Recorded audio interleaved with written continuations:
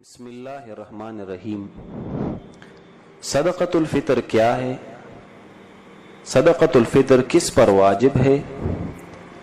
صدقۃ الفطر کی مقدار، وقت ادائیگی، مصرف اور فضیلت کیا ہے؟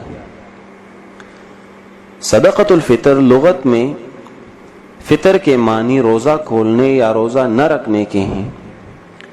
شرعی اصطلاح میں صدقۃ الفطر اس خیرات کا نام ہے جو ماہ رمضان کی ختم ہونے پر روزہ کھولنے کی خوشی اور شکریہ کے طور پر ادا کیا جاتا ہے۔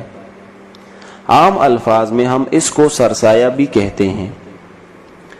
صدقۃ الفطر کس پر واجب ہے؟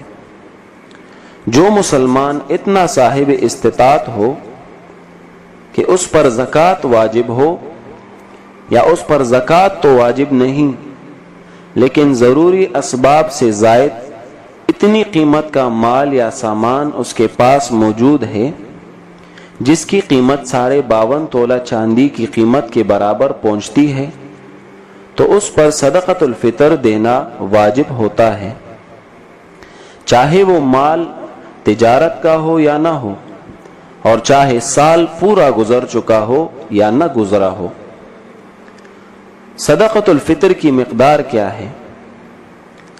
صدقۃ الفطر کی مقدار گندم کے اعتبار سے 2.25 کلو گندم یا 2.25 کلو گندم کی مارکیٹ کی قیمت ہے، احتیاطاً 2 کلو گندم یا اس کی قیمت کا حساب کر لیا جائے، اور کھجور اور کشمش کے اعتبار سے یہی اشیاء 3.5 کلو یا ان کے 3.5 کلو کی بازار میں جو قیمت ہے وہ صدقہ فطر کی مقدار ہے۔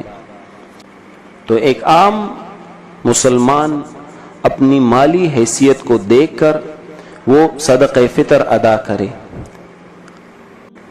صدقۃ الفطر کی ادائیگی کا وقت عید الفطر کے دن جس وقت فجر کا وقت آتا ہے، یعنی جب سحری کا وقت ختم ہوتا ہے، اسی وقت یہ صدقہ واجب ہوتا ہے، اور عید کی نماز کے لیے جانے سے پہلے اسے ادا کرنا ضروری ہے۔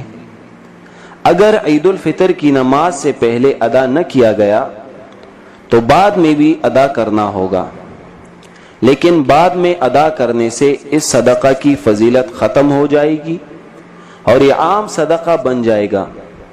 نیز عید الفطر کی نماز کے بعد تک تاخیر مکروہ ہے۔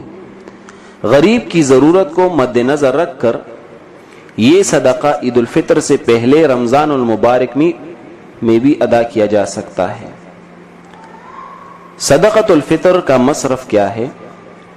صدقۃ الفطر کا مصرف بھی وہی ہے جو زکوٰۃ کا مصرف ہے، اور مستحق زکوٰۃ سے مراد وہ شخص ہے جس کے پاس اس کی بنیادی ضرورت و استعمال، یعنی رہنے کا مکان، گھریلو برتن، کپڑے وغیرہ سے زائد نصاب کے بقدر، یعنی صرف سونا ہو تو 7.5 تولہ سونا یا 52.5 تولہ چاندی یا اس کی موجودہ قیمت کے برابر مال یا سامان موجود نہ ہو اور وہ سید نہ ہو، اس کو زکوٰۃ دینا اور اس کے لیے ضرورت کے مطابق زکوٰۃ لینا جائز ہے۔